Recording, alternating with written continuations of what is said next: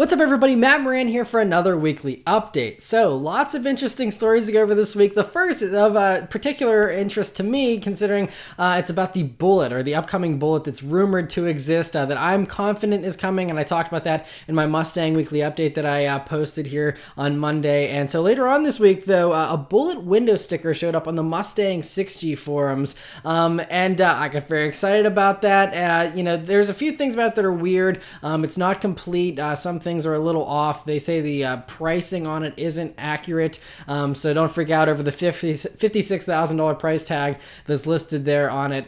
It'll probably be much cheaper than that, although maybe fully loaded, who knows. But anyway, so that was posted up, but then Ford very quickly put out a statement that said, we did not create this window sticker. And so that's kind of interesting. They're very quick to deny it with that statement, but then it's kind of a vague statement. We did not create this window sticker. So that's like, sure, they might not have been the ones that created that window sticker, or they didn't generate it or whatever, but it doesn't mean that it's not from Ford. They didn't say a Bullitt is not happening or it doesn't exist. They just said, we didn't create this window sticker. So I'm not sure how to take that. I think that's the whole point of they, very carefully worded it. But I mean, a lot of other news outlets are saying that this obviously means that it's a false, fake window sticker, that someone just photoshopped it, which is entirely possible. I would like to think that that's not the case. But it's definitely possible this could be a fake. The good news is we'll know for sure, hopefully here in the next couple of months. The LA Auto Show is a good bet. That's when the last Bullitt was revealed back in 2007, was at the 2007 LA Auto Show that November. And so, we're only about a month and a half or, 2 months away, less than 2 months away from the LA Auto Show. And we should know by then, whether or not they come out with it. If not, the Detroit Auto Show in January is the absolute latest I would expect it. So either way, I mean, we're like 3 months away from knowing for sure. So, I mean, this is a little exciting teaser. We've already seen, of course, back in February, The Rock in the background of one of his videos, it showed a bunch of interesting, sketches, or were actually just like normal stock photos of 2018 Mustang GTs, but it had the Bullitt treatment. So, I mean, Ford kind of unofficially, officially teased, a Bullitt already. And so, I ever since I saw that, in my mind, it was basically a done deal, but it isn't, of course, officially confirmed. But another interesting thing, though, someone who is a fan of the channel here, his name's Jake, he actually sent me a clip of some kind of camouflaged Mustang doing a very quick little 4-second acceleration, and it sounds awesome. So, it's very low quality, so it's very hard to tell anything, and he was, a few cars back there. But the interesting thing is, regardless of what it is, why is there a Mustang with camouflage on it if the 2018s are already fully revealed and driving around without camouflage? That must mean it's something new. The person that sent this in to me said it did not sound like it was forced induction. It sounded naturally aspirated to him whenever it was driving. So, what naturally aspirated future Mustangs do we have to pick from? Well, it's either the Bullitt or the Mach 1, really. So maybe a Boss, another Boss model, but any of those three, either way, it's all good news. There's a new Mustang coming that's, going to be sportier, louder, according to, what it sounds like, at least from that video clip. And so, but it's just kind of interesting. And I actually tried to freeze frame one of the frames there, and you can see the rear deck lid. It has a little bit of a circular bump in the middle there, and that kind of lines up with the faux gas caps that you see on the Bullitt editions, and what was seen even with those sketches of the 2018 Bullitt in the background of the Rock video. Again, I may be looking too closely into that, but it does look like it has some kind of, protrusion there underneath the camouflage in the back. So, who knows? It's really anyone's guess, but, I'm trying to look at this objectively. Of course, I am biased and, hoping this is a Bullitt. It could be a Mach 1, could be something else. Anyway, it's an awesome Mustang, and so that's good news regardless. So, that's the other little bit of news there. Now, the other Mustang thing that Ford didn't officially confirm was another window sticker that was posted earlier this week that shows the official miles per gallon for the automatic transmission standard 2018 Mustang GT. So, with the new 10-speed automatic, of course, it's everyone assumed it would get better fuel economy. It does 1 mile per gallon better in all circumstances there, with city, highway, and combined. And that's good, though. 1 mile per gallon is better And also, you have to keep in mind this new 5-liter is actually bored out slightly, so it's ever so slightly over a 5-liter engine. It's like 5.04. I don't remember the exact numbers, but the old one was like a 4.9 something, and it rounded up to 5. This one's actually rounding down to 5, so it's a slightly larger engine, 20 more horsepower, or 25 more horsepower here. So I mean, it's going to be better performing and still have better fuel economy, and that's very impressive. If these numbers are real, Ford will not confirm this is the official MPGs for the car either, but it looks like a real Windows sticker. I have no reason to doubt that those numbers certainly make sense. But again, technically a rumor because it's not officially from Ford. But anyway, interesting to see that.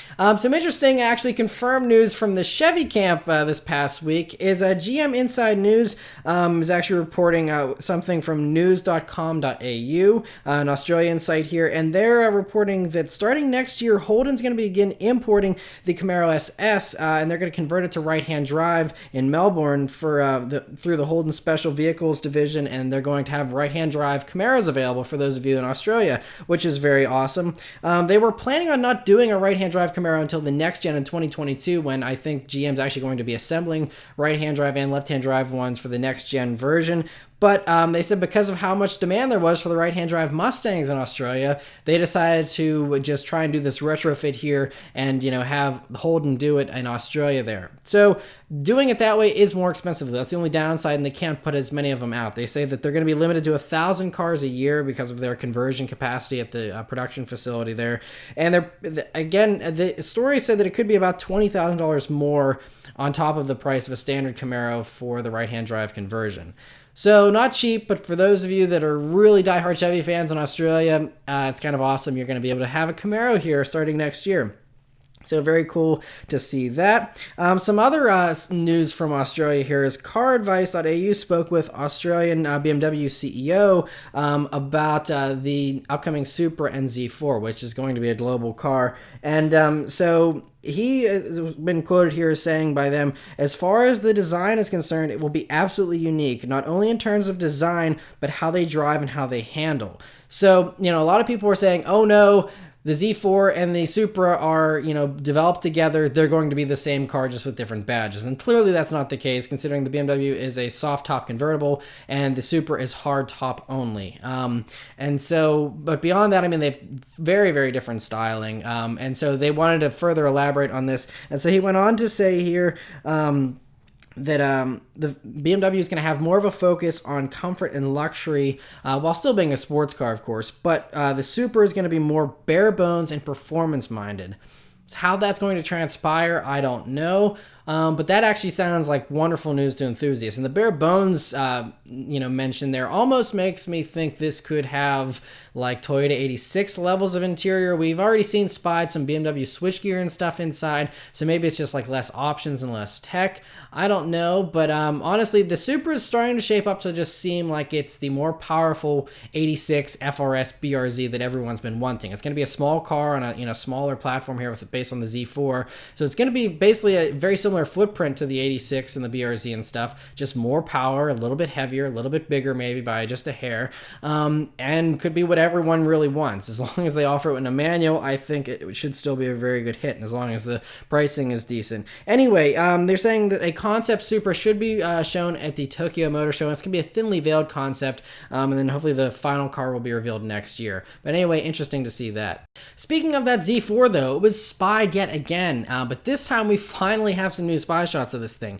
And this time it actually is wearing production headlights and taillights and actual production bodywork. So this thing is close to debuting. Honestly, like Auto Guide in their story said that they are thinking this isn't going to debut till next year, but this is supposedly being assumed as a 2018 model year car, which means it should be out any day now. And so honestly, I think the LA Auto Show in November makes a lot of sense. Debut a convertible in LA, where everyone buys convertibles, or at least more people buy convertibles there than other places in the country. It certainly would make sense.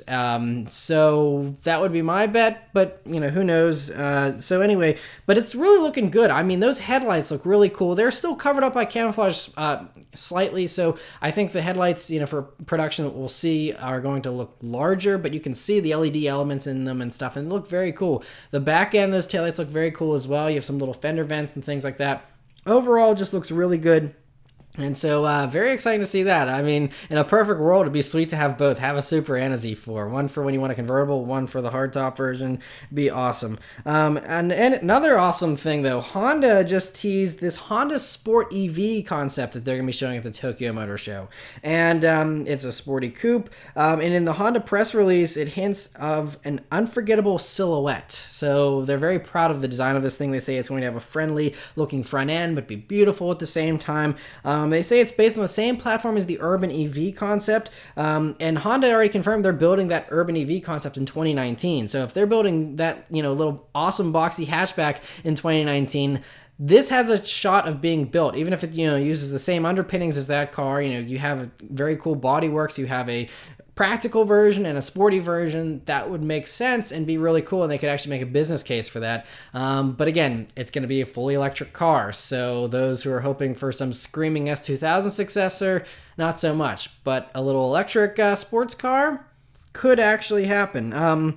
So anyway, other things here about it, they say they want to combine EV performance and artificial intelligence, which is what that's the buzzword, artificial intelligence. I think I've said that word more in the past month than I have in my entire life combined.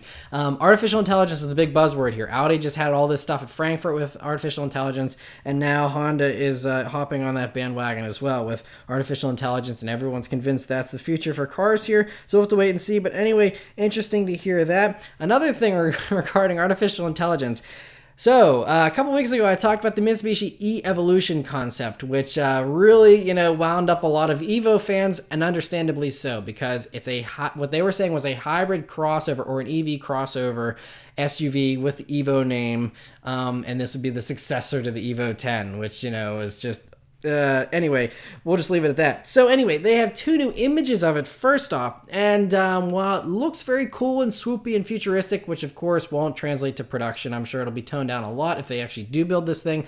But what the concept shows is there's basically no room in the front end for an engine. So this thing is probably fully electric, or has a very small motor, if it has any motor at all, as far as, gasoline power goes. So most likely fully EV, yes, it's going to be all-wheel drive, and it should be performance-oriented, according to what they're saying here. But I don't think it's going to be an Evo 10 motor with a hybrid powertrain and being in an SUV. I don't think it's going to be that. I think it's going to be a completely radical thing, again, if this even actually makes it to production. But Mitsubishi said it'll have artificial intelligence. But this one, they actually went into a little more detail of what exactly it will do. They say it can adjust how the car drives and reacts based on road conditions, traffic conditions, and drivers' settings and their preferences. But it'll also try to make you a better driver by silently assisting you at first, but then it could also teach you. And so it can assess your driving skills and advise you on how you can make improvements to improve your driving, which again could be cool, at a track day or something. It's like having an instructor riding along with you. But it could also just be a really annoying backseat driver that's like, hey, why'd you cut the shoulder on that corner there? You should stay in your lines. It could just be something really annoying, or it could be like Kit from Knight Rider and be really awesome.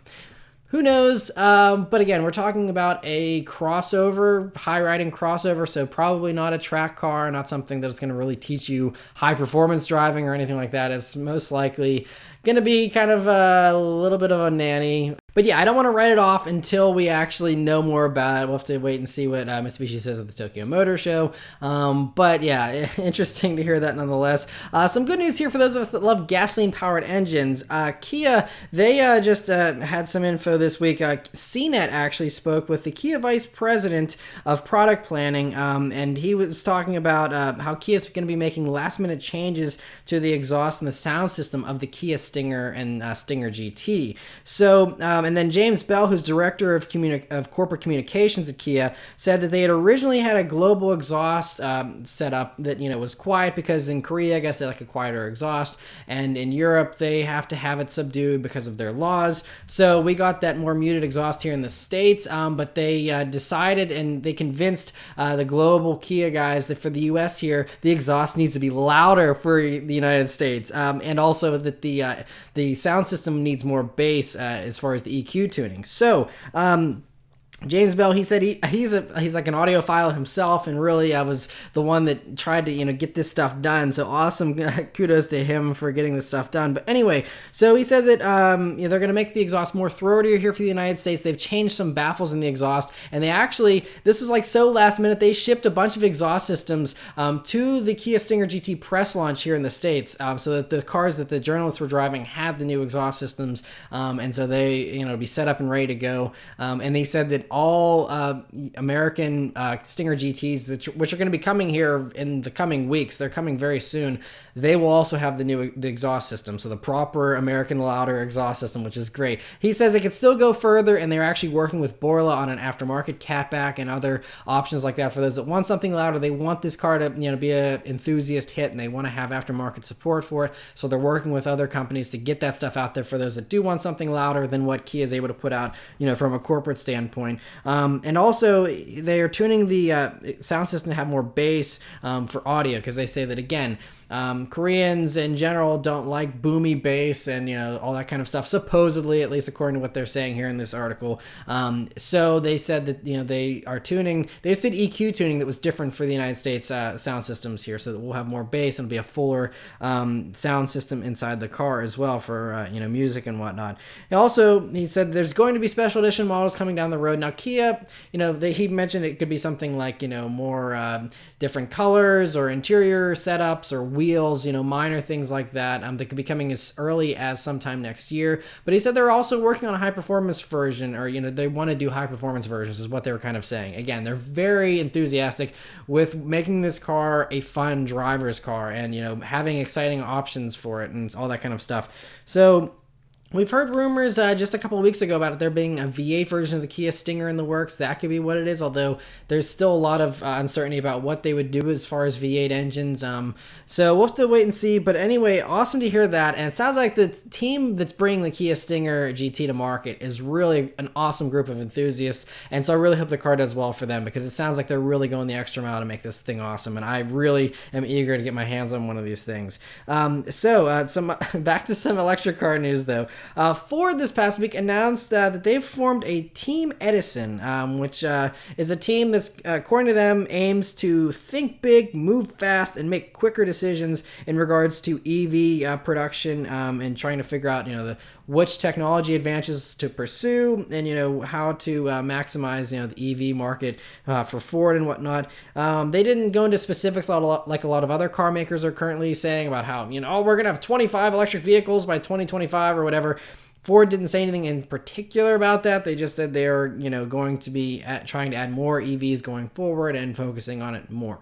So that's about it as far as what they said with their news report. But GM actually just a couple days earlier here announced their plans for EVs, and they actually got specific. So they said they plan to add 20 new battery electric vehicles and fuel cell vehicles to its global product lineup by 2023. So let's break that down to their global product lineup by 2023. So that means the entire world will get a combined amount of 20 new EV vehicles.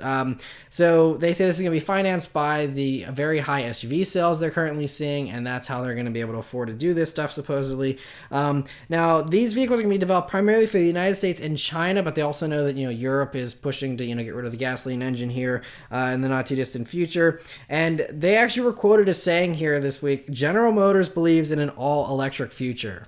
So there you go. The writing is on the wall, even for the American car companies. This isn't just some European luxury brand thing or something that's isolated to Europe. GM sees an all-electric future as well. And I think everyone's just kind of agreed at this point that is the way of the future. Whether or not us enthusiasts like it, it's it'll be interesting to see, what form Chevy does with it, because they said that, because actually about, I think a few weeks ago, GM, executive Mary Barra, the CEO of GM, she said that the company plans to introduce at least 10 new electric or hybrid vehicles to the Chinese market by 2020. So they said 20 vehicles globally, 10 of those are going to China. So the other 10 could be spread out elsewhere, so it might not be like, 10 new American Chevys are getting, hybrid. With the way that they go with, all the GM brands, there's several of them. So, Cadillac might get one or two, GMC might get one or two, Chevy gets one or two. And so maybe there's a couple new electric vehicles in each brand and that's how you spread it out. So it's not like, oh my gosh, every GM vehicle is going to be electric by 2023. It's not that dire. I think they're kind of being a little more reserved with it than some of these other car companies, which I appreciate. So we'll have to wait and see how that materializes. I think they said in the next 18 months they plan to have 2 new EV vehicles debut, so we'll just have to wait and see, how that all materializes. But interesting to hear that from them. Nissan this past week showed off the Leaf Nismo concept. They're going to be showing at the Tokyo Motor Show. And, as you can see, it's just a sportier exterior and interior to match, the Nismo styling you see on other Nismo products. They've, of course, upgraded the suspension for better handling, added grippier tires, and they say the powertrain computer has also been recalibrated and delivers instant acceleration at all speeds. So that sounds more like it's just like tuned the throttle response to be snappier. But, who knows? They didn't give any specifics on it actually being more powerful. We know a more powerful version of the Leaf is coming that has just a bigger battery and more power, but that's just for all Leafs. So maybe the Nismo version just uses that battery pack and motor instead. We know from the Nismo version of the Sentra, it's not any faster. It's just, a harsher suspension setup. So it could have that same formula here for the Leaf, but it looks kind of promising, honestly. And, we'll have to wait and see again, once all the details are announced in Tokyo.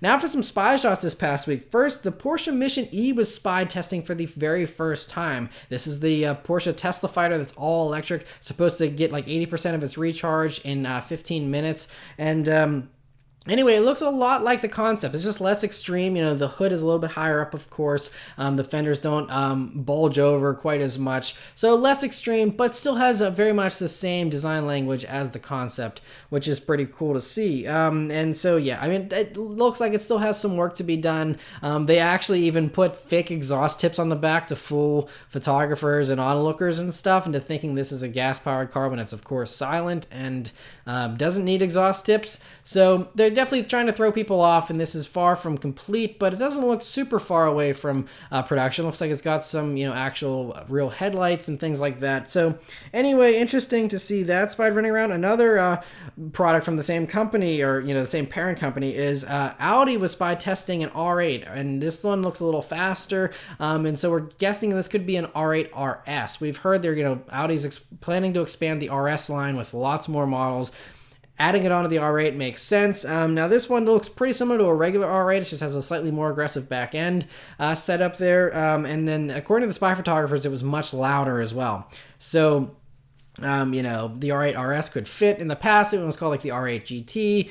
Could be something like that as well, but RS to me makes sense. We'll have to wait and see what they end up doing. But that could be coming here, within even the next year or so. Maybe it could be a little longer. Who knows? Another vehicle that was spied was the Jeep Grand Wagoneer, or what's probably going to be called the Grand Wagoneer. What it is a very large 3-row Jeep that looks a lot like the Yuntu concept that was shown at the Shanghai Motor Show. That was a plug-in EV thing, but it kind of, shows similar styling to what we're seeing here on this mule that's running around with this camouflage on it. It's pretty heavily camouflaged, but you can kind of see that it almost likely, be similar to other Jeeps in a lot of ways, but just be longer, of course, for this being a 3-row SUV. And that should be coming, I'm guessing, sometime next year, because it looks fairly far along in the testing there. But anyway, interesting to see that.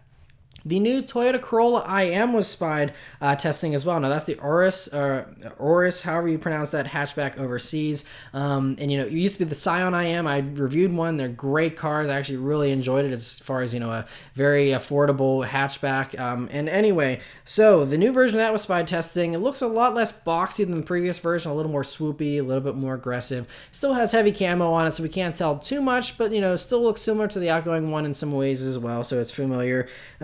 Not sure if we're going to be getting this one in the United States or not, though, considering, like Scion was dying off, and so Toyota's like, okay, we'll just take, the Corolla IM and just attach it to the Corolla thing, but we already have the normal Corolla, and then we have the IA.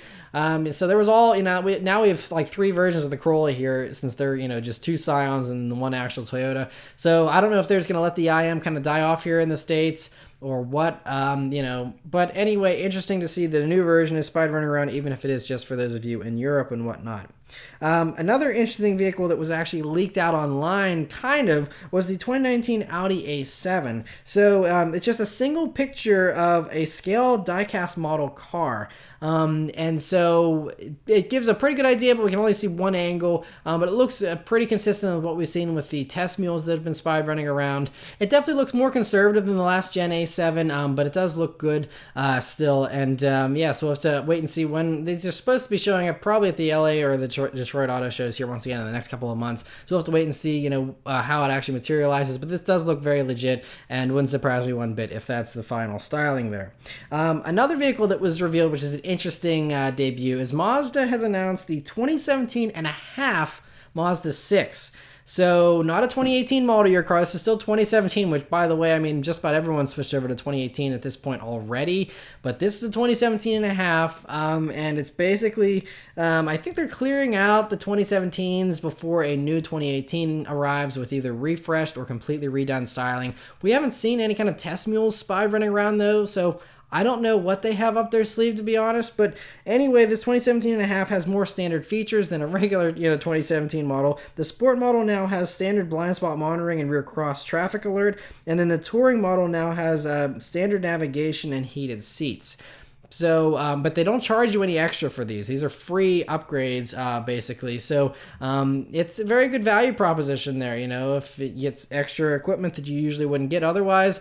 And so, yeah, we'll have to wait and see, if there's a new Mazda 6 coming very soon, because if it is, it's got to be real soon, like the LA or Detroit Auto Shows once again, because you can't launch a 2018 model year car, halfway into 2018. You're just getting behind with the model years there. But anyway, we'll have to wait and see what happens. And the last two stories this week. The first is really impressive. Volkswagen has announced a new 6-year, 72,000-mile bumper-to-bumper warranty on all models. So earlier this year, they debuted the same warranty, but it was only for the 2018 Tiguan and Atlas. But now it's on all models. This is a really impressive warranty. Bumper to bumper is that's unheard of. Most companies, it's like a 3-year, 36,000-mile bumper to bumper with like a 5-year, 60,000-mile powertrain. This is bumper to bumper and powertrain, 6 years, 72,000 miles. The only companies with longer warranties are Hyundai, Kia, and Mitsubishi. Those are 10 years, 100,000 miles for the powertrain, but not bumper to bumper. Those are still only 5 years, 50 or 60,000 miles for the bumper to bumper part. So Volkswagen has the best bumper-to-bumper warranty in the country as far as, America here. So really impressive. And the funny thing is the Hyundai and Kia warranties only transfer partially to the second owner. So if you sell it and buy one used, then it's only another 5 years, 60,000 miles for that warranty. So the Volkswagen one fully transfers. Mitsubishi is the only other one that fully transfers. But like I said, the Volkswagen still has a longer bumper-to-bumper. So, I mean, I know there's every once in a while someone will make a comment about how Volkswagens are unreliable. I personally haven't had too many issues. My parents actually had a 2001 Volkswagen Beetle that was pretty good until the end of its life, but we're talking well over 100,000 miles before it started having a little bit of an issue. So basically, you buy a new 2018 Volkswagen, whether it's a GTI or whatever, you are good for 6 years, 72,000 miles, as long as you don't void that warranty with a tune or something. It's covered. So really gives you a lot more peace of mind. And like I said, one of the best, the best warranty really out there in the industry. And so really awesome of Volkswagen to step up and be like, look, we'll put our money where our mouth is. These things are built well. And so awesome to see that. And the last story this week is Rezvani. They were the ones that made the Beast, which was a supercar. It looked pretty wild, in the past couple of years here. Anyway, they made a new SUV here. They just announced this past week called the Rezvani Tank. Yes, they actually called it the Tank, and I mean, just look at it. It looks pretty insane. And so, interestingly, this is actually based on a Jeep Wrangler Unlimited. So you can see the interior looks pretty similar. It's got the same cutouts for the doors, but the sheet metal and everything is heavily modified.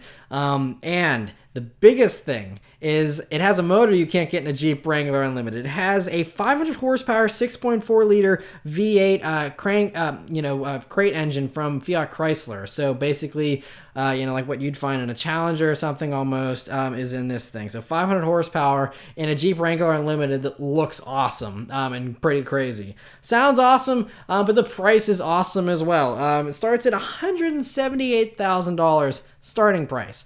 So, Pretty steep for a really sweet looking Jeep with a V8 engine. But, you know, I don't know. That's pretty awesome. Although, you know, the new Trackhawk Grand Cherokee I just reviewed this past week, $100,000 and stupid fast. This thing will be quick, but not that fast, but it's going to look really awesome. So, interesting toss up there. But anyway, very cool to see they're offering that. But yeah, so that's it for all the news this week, guys. So let me know all your thoughts about everything in the comments below. Thank you guys very much for watching, and I'll see you next time. Take care.